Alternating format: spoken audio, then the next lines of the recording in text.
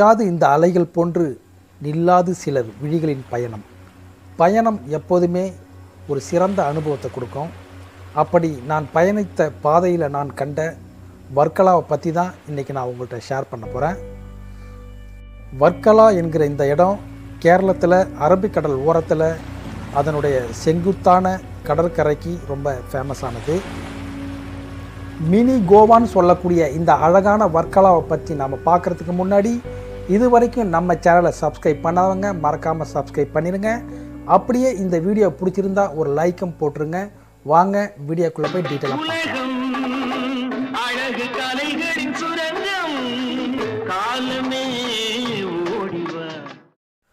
உலகிலேயே மிகப்பெரிய பறவை சிலையான இந்த ஜடாயு சிலையை பற்றி இதுக்கு முன்னாடி வீடியோவில் நம்ம பார்த்தோம்.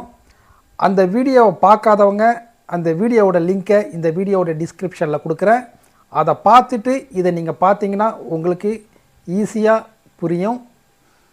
ஸோ நாம் பார்த்துட்டு நாம் வந்த அந்த கேபிள் கார்லேயே நம்ம ரிட்டர்ன் போகிறோம்.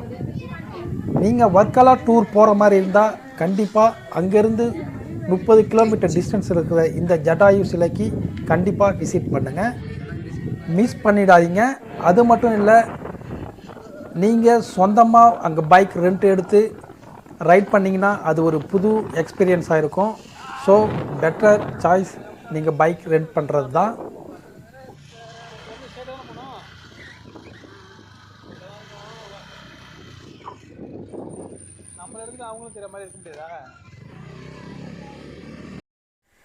எஸ் ஃப்ரெண்ட்ஸ், நாம் ஃபைனலாக வர்க்கலா பீச் வந்துட்டோம். இந்தியாவோட வெஸ்ட் சைடில் இருக்கிற அரேபியன் சீல சன் செட்டை பார்க்கும்போது ரொம்ப அமேசிங்காக இருக்குது. இந்த வர்க்கலா பீச்சுக்கு ஸ்பெஷலே இந்த கிளிஃப் தான். இந்த கிளிஃப்லேருந்து பார்க்கும்போது தான் இந்த மொத்த கடலையும் நம்மளால் ரசிக்க முடியுது. ஸோ அப்படிப்பட்ட இந்த கிளிஃப்லேருந்து பாருங்கள், கடல் அவ்வளோ ஒரு அழகாக நம்மளால் கண்டு கழித்து ரசிக்க முடியுது. வாங்க இந்த சீ சைடில் இந்த கிளிஃபில் என்னென்ன இருக்குது அப்படிங்கிறதையும் பார்ப்போம். இங்கே நிறைய கடைகள் தான் இருக்குது. Like bars, restaurant, massage centre, இது போல் கடைகள் தான் இங்கே நிறையா இருக்குது. அது மட்டும் இல்லை, இந்த சைடில் பார்த்தீங்கன்னா லைவாக ஃபிஷ்ஷும் வச்சுருப்பாங்க. நமக்கு வேணுங்கிற ஃபிஷ்ஷை வாங்கி கொடுத்தோம்னா அவங்களே ஃப்ரை பண்ணி கொடுப்பாங்க. அதுவும் பார்க்க ரொம்ப டேஸ்ட்டாக இருக்கும், ஆனால் கொஞ்சம் எக்ஸ்பென்சிவாக இருக்கும். ஸோ அதனால் கேர்ஃபுல்லாக அங்கே நீங்கள் எது வாங்கினாலும் விலையை கேட்டுட்டு வாங்குறது தான் பெட்டராக இருக்கும். ஸோ ஈவினிங் டைமில் பாருங்கள், இந்த சீ சைட் பார்க்கவே ரொம்ப அமேசிங்காக இருக்குது. இந்த கிளிஃப்லேருந்து நீங்கள் பீச்சுக்கு கீழே இறங்கி நடந்து போகலாம். அங்கே இறங்குறதுக்கு நிறைய ஸ்டெப்ஸ்லாம் அமைச்சிருப்பாங்க. இங்கே உள்ள இந்த கடைகள் பார்த்தீங்கன்னா ஆல்மோஸ்ட் 3 to 4 கிலோமீட்டர் டிஸ்டன்ஸ் அந்த பீச் சைடில் ஃபுல்லாக இந்த கடைகள் இருக்கும் அப்படின்னு சொல்கிறாங்க. நாம் சில பகுதிகளை மட்டும் பார்த்துட்டு நம்ம பீச்சை பார்க்கலான்னு சொல்லிவிட்டு கீழே அந்த ஸ்டெப்ஸில் கீழே இறங்கி நடந்து போகிறோம். ஸோ அங்கே வந்து சேஃப்டிக்காக லைட்ஸும் போட்டிருக்காங்க. ஸோ ஒன்றும் பயம் இல்லை, வாங்க கீழே இறங்கி போகலாம்.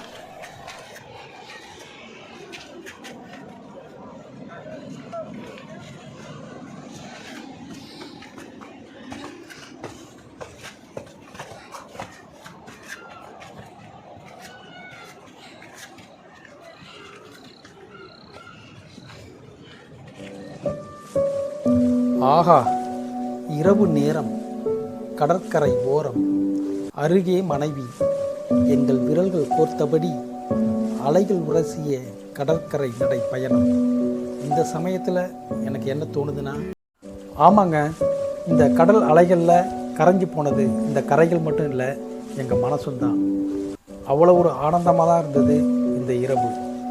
இந்த கடற்கரையை இந்த இரவில் மட்டும் பார்த்தா போதுமா? நம்ம பகல்லையும் பார்ப்போம், வாங்க.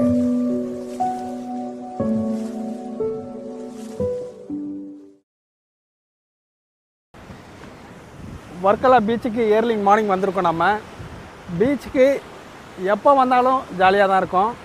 அதே ஏர்லி மார்னிங் பார்த்திங்கன்னா இந்த சன் ரைஸ் ஆகிறப்போ செம்மையாக இருக்கும். அந்த ஃபீலிங்ஸ் தான் இப்போது. வர்க்கலா பீச்சில் பார்த்திங்கன்னா இங்கே ஒரு 4 ஸ்பாட் இருக்குது. இப்போ நாம் நிற்கிற இந்த இடம் பாபநாசம் பீச் அப்படின்னு சொல்கிறாங்க. ஆக்சுவலாக இந்த பாபநாசம் பீச்சில் ஒரு ஃப்ளோட்டிங் பிரிட்ஜ் இருக்கும். நீங்கள் அங்கே பார்க்குறீங்களே அந்த ஃப்ளோட்டிங் பிரிட்ஜ் அதெல்லாம் வந்து இப்போ ரிமூவ் பண்ணிட்டாங்க. ஏற்கனவே இங்கே பார்த்தீங்கன்னா கடலுக்குள்ளே இருந்தது. இப்போது ஏதோ சில ஆபத்தான விஷயங்களால் இப்போ எல்லாத்தாலும் ரிமூவ் பண்ணி ஓரமாக போட்டாங்க. இப்போ அந்த ஃப்ளோட்டிங் பிரிட்ஜ் கிடையாது. இப்போ நீங்கள் பார்க்குறது பார்த்தீங்கன்னா சவுத் கிளிஃப் பிரிட்ஜ் பாருங்கள். அந்த கொஞ்சம் மலை மாதிரி உயரமாக இருக்கும். நம்ம அங்கே மேலேருந்து பார்க்குறது தான் சவுத் கிளிஃப் பிரிட்ஜ் அப்படின்னு சொல்கிறாங்க. இப்போ நம்ம நிற்கிற இந்த இடம் பாபநாசம் பிரிட்ஜ். அந்த பக்கம் பாருங்கள், அங்கேயும் அந்த பக்கம் ரொம்ப ஹைட்டாக இருக்கும் பாருங்கள், அது நார்த் கிளிஃப் பிரிட்ஜ். அதை தாண்டி போனீங்கன்னா black sand bridge, black sand பீச்னு சொல்லுவாங்க. பிளாக் சாண்ட்லாம் ஒன்றும் இல்லைங்க, இந்த மணல்லாம் எப்படி ஒயிட்டாக இருக்கோ அங்கே வந்து அந்த சேண்ட் பார்த்திங்கன்னா பிளாக்காக இருக்கும். சும்மா ஒரு குறிப்பிட்ட ஸ்பாட் மட்டும்தான் அது மாதிரி பிளாக்காக இருக்கும். ஸோ அதனால் வந்து பிளாக் சாண்ட் பீச்னு சொல்கிறாங்க. நம்ம அங்கேயும் போவோம். இதுதான் வர்க்கலா பீச் பாருங்கள். கேரளாவில் ரொம்ப நாளுக்கு அப்புறம் கேரளா டூர் வந்திருக்கோம். செம்மையாக என்ஜாய் பண்ணிக்கிட்டு இருக்கோம். இது டே டைமில் இயர்லி மார்னிங்கில் நாம் எடுக்கிற வீடியோ. இது செம்மையாக இருக்குது. இங்கே பார்த்திங்கன்னா இந்த கேரளா மக்கள் இங்கே பக்கத்தில் ஒரு கோவில் இருக்குது இந்த கரையில். அந்த கோவிலில் நம்ம ஊரில் திதி கொடுக்குற மாதிரி இங்கேயும் அவங்க திதி கொடுக்குறாங்க. மேபி இந்த ஸ்பாட் வந்து அதுக்கு தான் ஃபேமஸ் நினைக்கிறேன். ஏதோ உள்ள குறிப்பிட்ட நாளில் தான் இது மாதிரி அவங்க திதி கொடுப்பாங்கன்னு நினைக்கிறேன். மேபி அந்த நாள் இன்றைக்காக இருக்கலாம். ஏன்னா நிறைய கூட்டம் அது மாதிரி இருக்காங்க. ஆனால் நமக்கு இங்கே உள்ள அந்த கலாச்சாரம் அந்த அளவுக்கு நமக்கு புரியல. திதி கொடுக்குற நாள் தான் நினைக்கிறேன். இங்கே ஃபிஷர் மேன்ஸும் பாருங்கள் ஃபிஷ்ஷிங் பண்ணிவிட்டு இங்கே கொண்டாந்து மீன்லாம் சேல் பண்ணுறாங்க. பாருங்கள் அங்கே சேல் பண்ணிகிட்ருக்காங்க பாருங்கள். அப்படியே கடலில் பிடிச்சி கொண்டாந்து இங்கே சேல் பண்ணிகிட்ருக்காங்க. வாங்க கிட்ட போய் அதையும் பார்க்கலாம். ஆனால் செம்மையாக இருக்குங்க. கண்டிப்பாக உங்களால் முடிஞ்சால் கண்டிப்பாக இங்கே வாங்க. ரொம்ப ஒர்த்தான பிளேஸ் தான் இது. ஆக்சுவலாக இந்த வர்க்கலா பீச்சை பார்த்திங்கன்னா ஒரு குட்டி கோவான்னு தான் சொல்லுவாங்க, மினி கோவா அப்படி தான் சொல்லுவாங்க. அப்படி தான் இந்த ஸ்பாட் இருக்கும். டே டைமில் பார்த்திங்கன்னா இங்கே மக்கள்லாம் கம்மியாக தான் இருப்பாங்க. இதுவே நைட் டைமில் வந்திங்கன்னா செம்ம மக்கள் இங்கே இருப்பாங்க. அந்த மேலே இருக்கு பாருங்கள், இதெல்லாம் கடை. இந்த கரை ஓரம் பார்த்திங்கன்னா ஃபுல்லாக கடை. நைட்டில் பார்த்திங்கன்னா எல்லாம் ஃபாரினர்ஸ் தான் நிறைய பேர் இருப்பாங்க.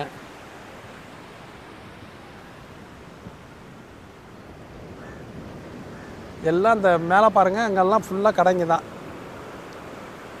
எல்லாம் பாரு, ஹோட்டல் எல்லாம் ஜாலியாக அந்த கிளிஃபில் உட்காந்து ட்ரிங்க்ஸ் சாப்பிட்டு என்ஜாய் பண்ணிகிட்டு இருப்பாங்க.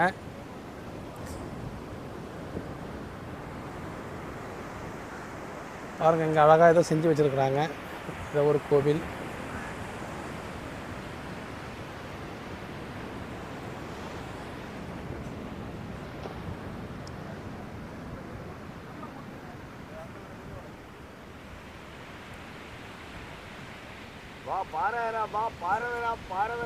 மீன்லாம் உயிராக கூட கிடைக்கும்னு நினைக்கிறேன்.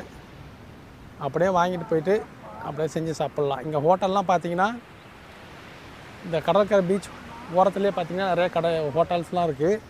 சில ஹோட்டல்ஸ்லாம் ஹாஸ்டல் மாதிரி இருக்குது, வீடு மாதிரி இருக்குது. ஒரு வீடு நம்ம ஒரு ஃபேமிலி வந்தால் அழகாக அந்த வீடை ரெண்ட் பண்ணிக்கிட்டு நம்ம இந்த மீனை வாங்கிட்டு போய் சமைச்சு சாப்பிட்லாம். அது மாதிரி வசதியெல்லாம் இருக்குது.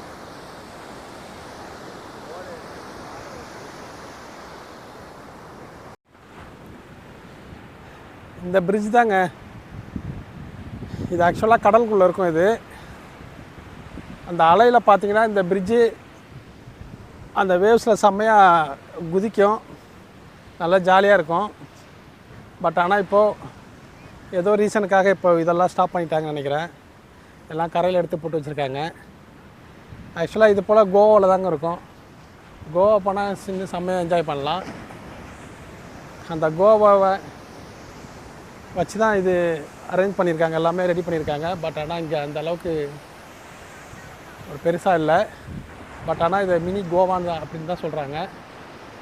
எல்லா பீச்சில் பாருங்கள், பசங்களாம் விளையாண்டுட்டு என்ஜாய் பண்ணிகிட்டு இருக்காங்க. இந்த கடற்கரையில் இந்த கிளிப்பு தாங்க பார்க்குறதுக்கு கொஞ்சம் ஆச்சரியமாக இருக்குது. கடல் அலைகள்லாம் வந்து அரிச்சு எடுத்து இயற்கையாகவே இந்த பீச்சை உருவான மாதிரி தான் இருக்குது. ஆனால் பார்க்க செம்மையாக இருக்குங்க. அரேபியன் சீ ஒரு வழியாக நம்ம அரேபியன் சீயும் பார்த்தாச்சு.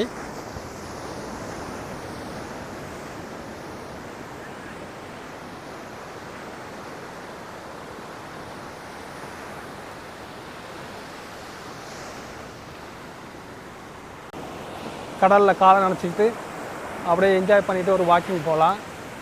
அங்கே தண்ணிக்குள்ளே ஏதோ சின்ன சின்ன பொருள்லாம் மிதக்குது. நான் நினைக்கிறேன் அதெல்லாம் மாலைகளாக இருக்குன்னு நினைக்கிறேன். செம்மையாக இருக்குல்ல. ரொம்ப நாள் ஆசை வர்க்கலா வரணுன்னு. ஒரு வழியாக வர்க்கலா வந்து என்ஜாய் பண்ணிகிட்டு இருக்கோம். நண்பர்களே, உங்களுக்கு இது மாதிரி சான்ஸ் கிடைச்சா கண்டிப்பாக யூஸ் பண்ணிக்கோங்க. இங்கே எப்படி வரணும் அப்படிங்கிற டீட்டெயிலெலாம் உங்களுக்கு ஆரம்பத்தில் சொல்லியிருக்கேன். அது மாதிரி ஃபாலோ பண்ணி வாங்க. ட்ரெயினில் வர்றது தான் பெஸ்ட்டாக இருக்கும், நமக்கு சீப் அண்ட் பெஸ்ட்டாக. இங்கே எல்லாமே நம்ம பட்ஜெட்டுக்கு தகுந்த மாதிரியும் கிடைக்கும், ரொம்ப ஹை ரேஞ்சிலையும் கிடைக்கும். ஸோ உங்கள் பட்ஜெட் என்னென்னு பிளான் பண்ணிக்கிட்டு கரெக்டாக டிக்கெட் போட்டு வந்தீங்கன்னா ஒரு 2 days நல்லா செம்மையாக என்ஜாய் பண்ணிட்டு போகலாம். ஆக்சுவலாக இங்கே நீங்கள் வர்க்கலா வந்தீங்கன்னா ட்ரெயினில் நாகர்கோவில் வழியாக அப்படி தான் இங்கே வரும். ஸோ நீங்கள் ரிட்டர்ன் போகிறப்போ கன்னியாகுமரி கூட போயிட்டு நீங்கள் சுற்றி பார்த்துட்டு என்ஜாய் பண்ணிட்டு போகலாம். நம்மளோட பிளான் அடுத்து கன்னியாகுமரி போகிற ஐடியா இருக்குது, பார்க்கலாம் எப்படின்ட்டு.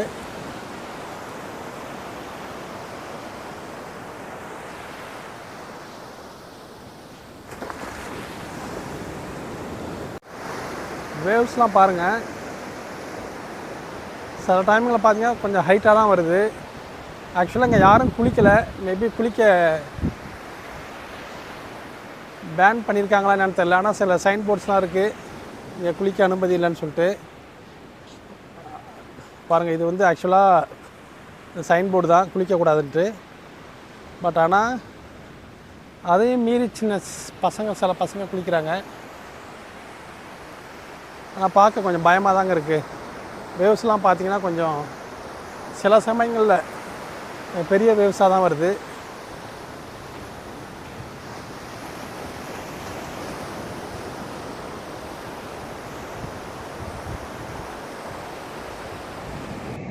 அன்ஸ்டேபிள் கிளிஃப், நீங்கள் இந்த சைன் போர்டை பார்த்தாலே தெரிஞ்சிருக்கும். இந்த நிலப்பகுதி பார்த்தீங்கன்னா செங்குத்தான நிலை இல்லாத செங்குத்தான மலைப்பகுதி அப்படின்னு சொல்லி போட்டிருக்காங்க.